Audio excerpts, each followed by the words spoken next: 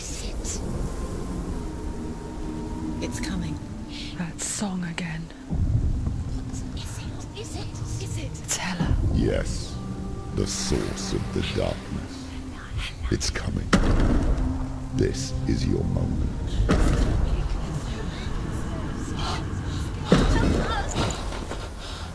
I'm sorry. I can't watch this. What are you doing? You're showing weakness. You're not a warrior. You're a disgrace. The gods will punish you for this. Get up. Pick up the sword. Pick it up. Fight the darkness. Fight it. Get up. Get up. Get up and fight.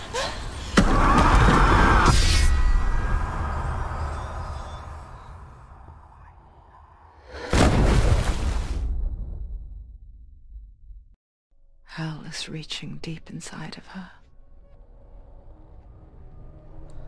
Stormy seas and lost souls. She's dreamt of this before. They say dreams are visions of our memories, thoughts and fears, as seen by our inner eye. But what if each one of us is always dreaming, even when awake, and we only see what our inner eye creates for us? Is this what hell is? A world shaped by Senua's nightmares. Maybe that's why people feared seeing the world through her eyes. Because if you believe that Senua's reality is twisted, you must accept that yours might be too. You failed the gods. You're pathetic. Rotten. Cursed. What were you thinking? Did you really think you could win? How stupid can you be? So stupid. Everyone hates her. She's cursed. The shadow hates. Look at you. A warrior. Worthless. Weak. Pathetic. Go on. Feel sorry for yourself, because there is no one left to do that for you. Everywhere. You failed. What's that? Take it. If you're too much of a coward to fight, then end the suffering. Broken and lost. Just like your sword. Come on. Dare.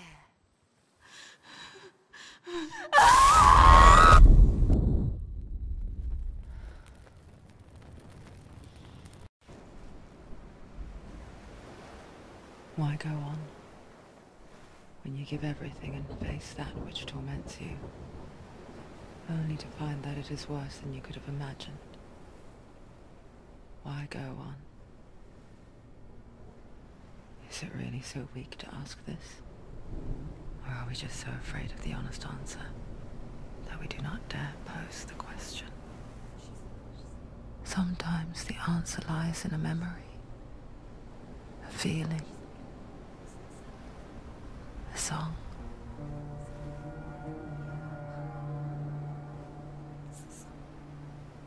It's not real. It's a trick. It's not real. It's real. Listen to it. Don't give up. Daddy. It's Not like this. It's not real. It's real. It's a trick. Don't trust it. Maybe you're already dead. Who are you? Do you still believe in me, Shadow? No, it's not. It's a trick. It's a trick. He's already dead. He can't be here. It's impossible.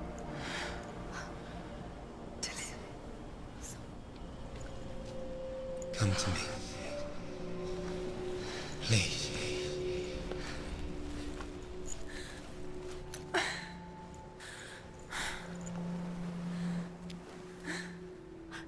light. Go towards the light. It's him. There he is. It can't be him. It's just a trick. It's in your mind. No, he's here. It's in your mind. It's real. It's happening. Go towards it.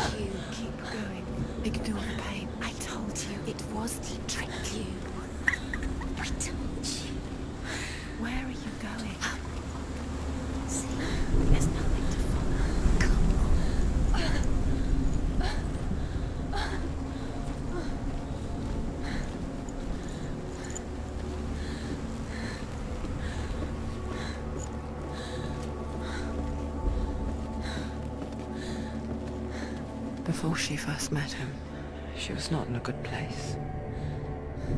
Just a teenager, but not like the others. Barely functioning, she rarely left the house. Her father's in-bell made sure of that. Only occasionally did she venture out on her own, collecting firewood and herbs. Errands out in the Orkney Plains. That was her world. Like this one. Barren and lonely.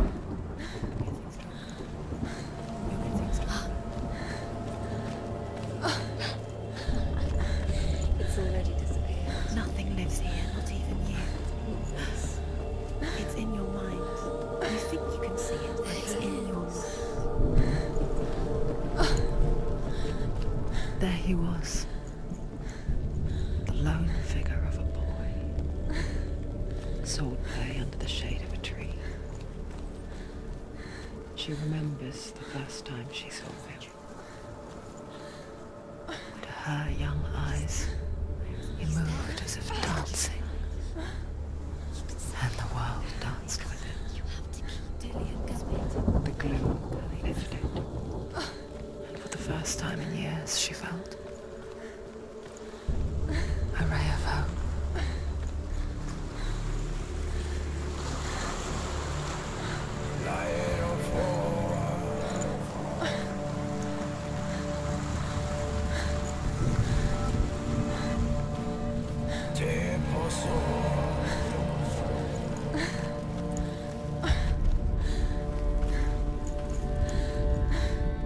The Northmen tell of a great hero. His name is Sigmund. His father's hall was built around a great tree, and one day, Odin comes and thrusts a sword into the tree, a gift to whomever can release it. Many try, but the sword only comes out at Sigmund's touch. His brother-in-law, King Siggeir, wants it, but Sigmund refuses him, so King Siggeir plots revenge. He invites Sigmund and his brothers to a feast, but when they arrive, they are met with an army, not a warm welcome. King Siggeir captures Sigmund and his brothers, steals his coveted sword, and readies them for execution.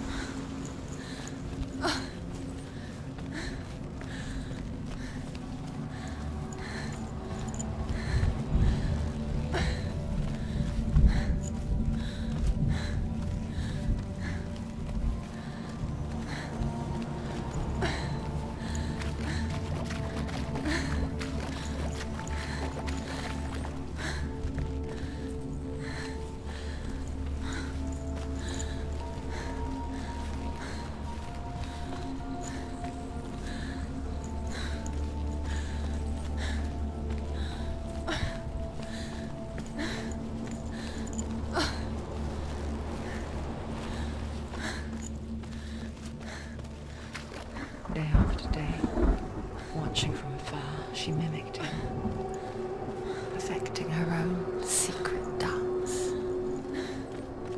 wishing those fleeting moments of light would stretch out to last forever.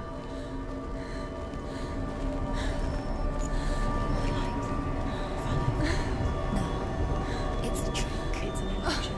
It's not real. It's real. You want to believe it's real, but it's a trick. You're deluded. Where are you going? Where is she going? What is she following? You can't even fight. It's just deception. Odyssey so effortlessly caught the world in bliss. If only she could do the same. See the world through eyes anew and dance with it, just like he does.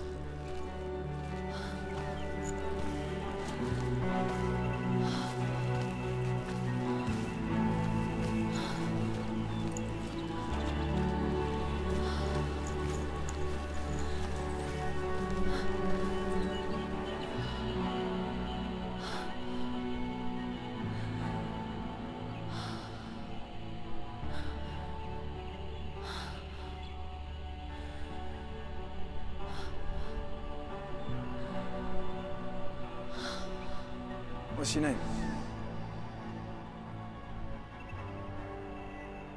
Senua. I haven't seen you before. I don't leave home much. Oh, Zeno's daughter. I have to go. Wait. Who taught you to fight like that? No one. No one. Well, I watched you, and... You learnt all of that from watching me? You should become a warrior, you know. Me? I'm Dillian. I'm here for the warrior trials. Just come and watch. And bring your sword. You can't put it into words. That moment, when you look into the eyes of the one who's supposed to reassure you, make you feel safe. It only takes an instant. Fear swallows you before you have a chance to make sense of it. And darkness becomes a part of who you are. You killed him.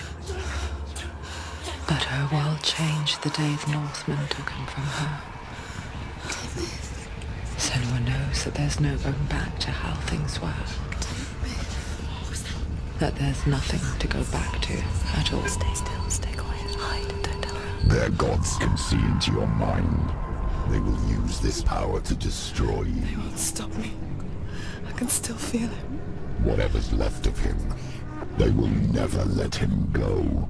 I'm not gonna let him rot here! You're the one rotting here. Leave me alone! You will die here. No! And all your suffering will have been for nothing. Shut up!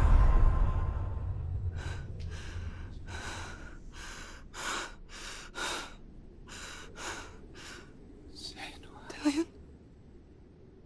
Is that you?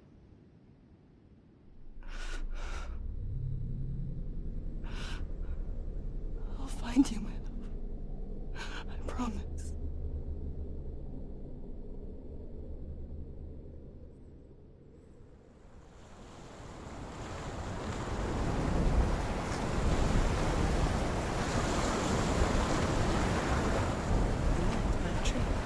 Can you see him? You want to believe it. Is he not real? Is he there? You're alone in these mountains. Is that Dillian? Nothing lives here. You won't survive. You met him by the tree. She met him by the tree. Maybe it's a sign, the tree. What's he trying to tell you? He's waiting for you by the tree.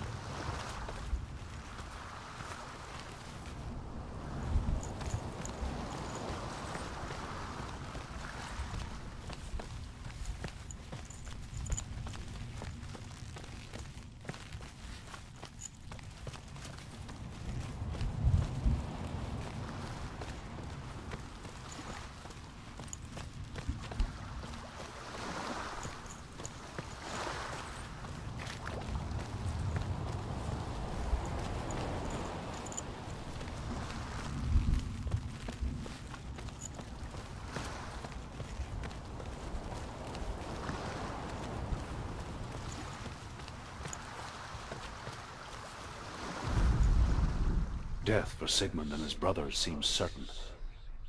But the king's wife is Sigmund's sister, and she begs for mercy and implores the king to chain them up instead. He agrees. Not for mercy, though, but because he plans an even more cruel and lingering death. Chained to a tree in the forest that night, a she-wolf comes and devours one of Sigmund's brothers. She returns, ravenous, night after night, until only Sigmund is left. The next day, Sigmund's sister sends a servant with honey to smear on Sigmund's face. But to what end?